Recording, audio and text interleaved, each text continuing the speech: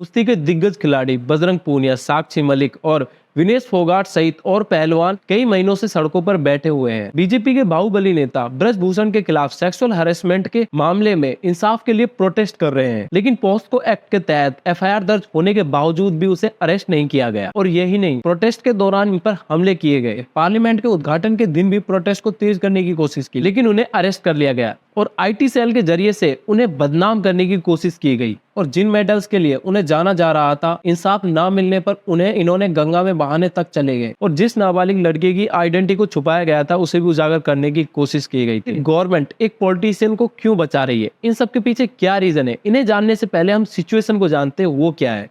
Female wrestlers and protesters have been detained after weeks of protesting outside Parliament. Why?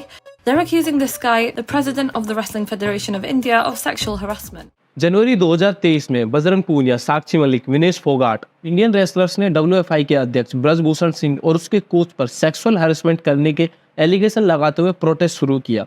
Asian और Commonwealth दोनों ही games में gold medallist पहली भारतीय महिला पहलवान विनेश फोगाट ने आरोप लगाया कि डब्ल्यूएफआई के कोच और प्रेसिडेंट रेसलर लड़कियों को हैरेसिंग कर रहे हैं। लेकिन ये ऐसा भी नहीं है कि एक दो बार हुआ है, बल्कि कई सालों से चलता आ रहा है। लेकिन जब उन्होंने आवाज उठाने की कोशिश की तो डब्ल्यूएफआई के प्रेसिडेंट के इशारे पर उनके करीबी ऑफिसर्स ने उन्हें जान से मारने की धमकी दी, क्योंकि उन लोगों ने इन सब के बारे में देश के प्रधानमंत्री नरेंद्र मोदी से बात करने की काफी कोशिश करने के बाद जब उनके कहीं पर भी नहीं सुनी गई, तो उन्होंने जनवरी 2023 में जंतर मंतर पर प्रोटेस्ट करना स्टार्ट कर दिया, जहां उन्होंने पूरे फेडरेशन और प्रेसिडेंट को हटाने की मांग की। लेकिन कुछ दिन बाद प्रोटेस्ट चलने के बाद एलिगेशंस की जांच के लिए गवर्नमेंट ने एक मॉनिटरी कमेटी बनाई और वादा किया, जिसके कारण से जनवरी 2023 में ही प्रोटेस्ट बंद कर दिया गया। बीजेपी एमपी और राइट विंग के फेडरेशन ऑफ इंडिया के चीफ ब्रजभूषण के खिलाफ एलिगेशंस की जांच करने के लिए ओवरसाइट कमेटी को गवाही देने वाले 3 पहलवानों ने कमेटी पैनल की कार्रवाई को बायस कहा। इतने बड़े पॉलिटिशियंस के ऊपर एलिगेशन लग रहे हैं, वो भी रूलिंग पार्टी के,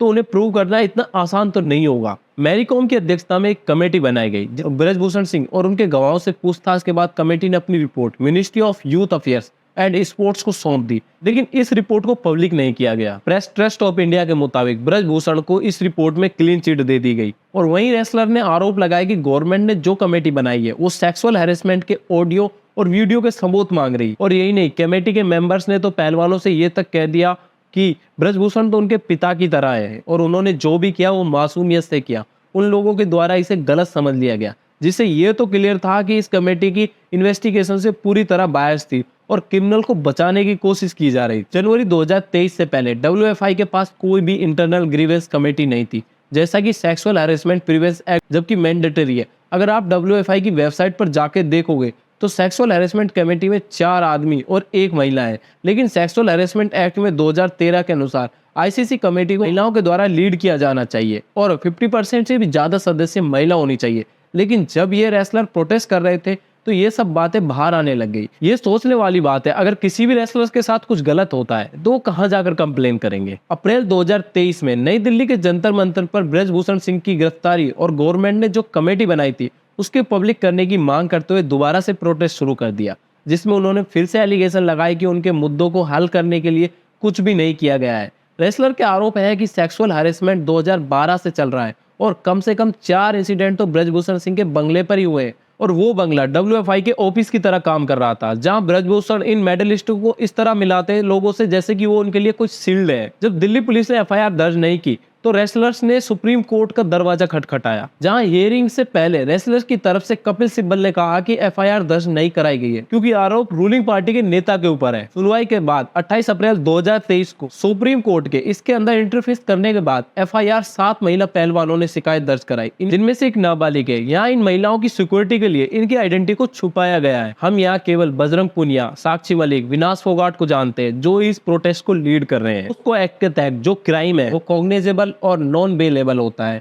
एक्यूज को गिरफ्तार करने के लिए कोई वारंट की भी आवश्यकता नहीं होती है। इस एक्ट के तहत तुरंत गिरफ्तारी किया जाता है, लेकिन पुलिस ने अभी तक इस मामले में ब्रजभूषण को गिरफ्तार नहीं किया है और उसके बयान भी दर्ज नहीं किए हैं। पॉक्सो एक्ट के अलावा ब्रजभूषण पर आईपीसी की धाराएं भी लगाई गई हैं। इन सब के बाद आपके दिमाग में बहुत से सवाल आ रहे होंगे कि इतने एलिगेशन लगने के बाद, पॉक्सो एक्ट के अंदर एफआईआर दर्ज होने के बाद भी अच्छे पॉलिटिशियंस की सीटें चली जाती है, लेकिन ब्रजभूषण अभी भी वहीं की वहीं है। आखिर इसके पीछे ऐसी कौन सी पावर है? इन सब के बारे में हम आगे बात करेंगे। इन सब के बाद जब दिल्ली पुलिस ने पहलवानों को प्रोटेस्ट को खत्म करने के लिए सेंट्रल गवर्नमेंट ने प्रोटेस्ट करने वाली जगह पर बिजली, पानी और खाने वाली चीजों को पहुंचने से रोका गया और पहलवानों के समर्थकों को शामिल होने से रोकने के लिए दिल्ली पुलिस ने दिल्ली की बॉर्डर पर कई जगह पर बैरिकेड्स लगा दिए और दिल्ली पुलिस ने कई बार उनके साथ हाथापाई की। रेसलर की सपोर्ट करने वाली दिल्ली विश्वविद्यालय के छात्रों को भी हिरासत में लिया। जब लोग जंतर मंतर पर प्रोटेस्ट कर रहे थे तो बजरंग पूनिया ने भी कई एलिगेशन लगाए। विनेश फोगाट, दूषिता फोगाट और राहुल यादव को पुलिस ने पीटा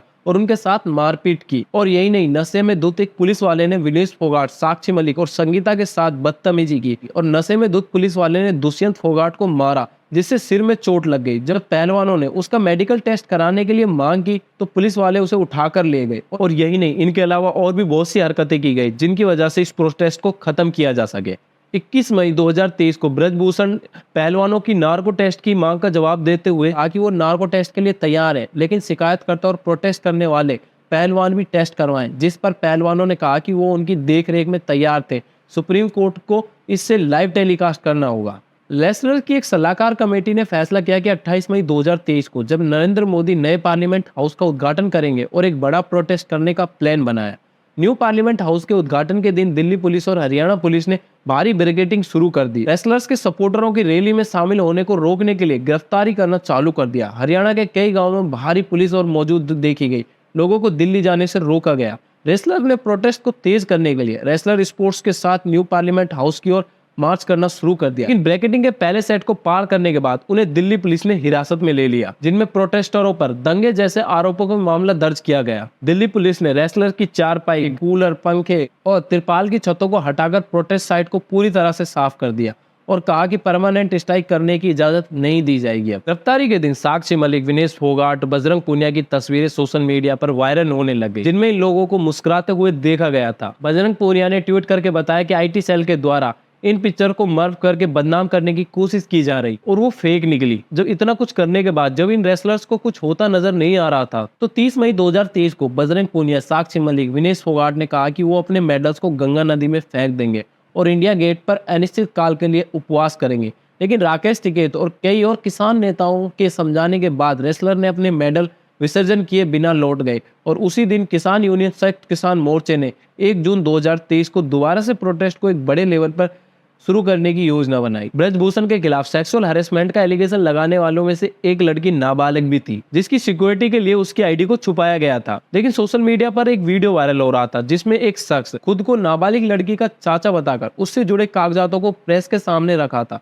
इसमें उस शख्स ने दावा किया कि आरोप लगाने वाली लड़की नाबालिग नहीं है और बच्ची का चाचा बताकर वो कागजातों को प्रेस को देकर लड़की की पहचान को उजागर कर रहा था। इसी बीच दिल्ली महिला आयोग की प्रमुख स्वाति ने पुलिस को नोटिस जारी किया और इस आदमी के खिलाफ पोस्को एक्ट के तहत एफआईआर दर्ज करने को कहा। और स्वाति मालविया ने सवाल किया कि इसीलिए ब्रजभूषण को छोड़ा गया जो विक्टिम पर दबाव बना सके। आपके दिमाग में ढेरों सवाल आ रहे होंगे कि आखिर एक पार्टी इस नेता को इतना बचाने की कोशिश क्यों कर रही है। ब्रजभूषण, जिसकी गिनती दबंग नेताओं के अंदर होती है, वो उत्तर प्रदेश के गोंडा के रहने वाले और केसरगंज लोकसभा से इलेक्शंस में इलेक्ट होकर भारतीय जनता पार्टी का सांसद बना। ब्रजभूषण सिंह 2011 से ही कुश्ती महासंघ का अध्यक्ष है और इन सब के बाद ब्रजभूषण सिंह का प्रभाव गोंडा के साथ साथ बलरामपुर, अयोध्या के आसपास जिलों में भी है और वो 1999 के बाद से अब तक भी चुनाव नहीं आ रहा है। अगर सरकार उन्हें अपने पद से हटा देगी तो उनके लिए 2024 में चुनाव बीजेपी सरकार को या तो इस जगह से वोट नहीं मिलेगा या इस जगह से कोई नेता नहीं आएगा। यही वजह है कि देश के प्रधानमंत्री तक इस पर चुप हैं। और ब्रजभूषण कोई दूध का दुल्हा नहीं है। अयोध्या में बाबरी मस्जिद को गिराने वाले लोगों में भी शामिल था, जिसमें भाजपा के गद्दावर नेता लाल कृष्ण आडवाणी के साथ 40 लोगों में शामिल था, जिन्होंने 1992 में अयोध्या में बाबरी मस्जिद को ढांचे को गिराने में जिम्मेदार माना गया था। हालांकि कोर्ट ने 2020 में ब्रजभूषण को क्लीन चिट दे दी इस मामले में। और यही नहीं, इनके अलावा उसके ऊपर मर्डर और तोड़फोड़ करने के आरोप भी लग चुके हैं। इसने अपने आप को इतना पावरफुल बना लिया है कि इसके ऊपर आज तक एक भी केस प्रूव नहीं हुआ है। दोस्तों, अगर आपको वीडियो इन्फॉर्मेटिव लगी तो हमें सपोर्ट करने के लिए चैनल को सब्सक्राइब कर सकते हैं।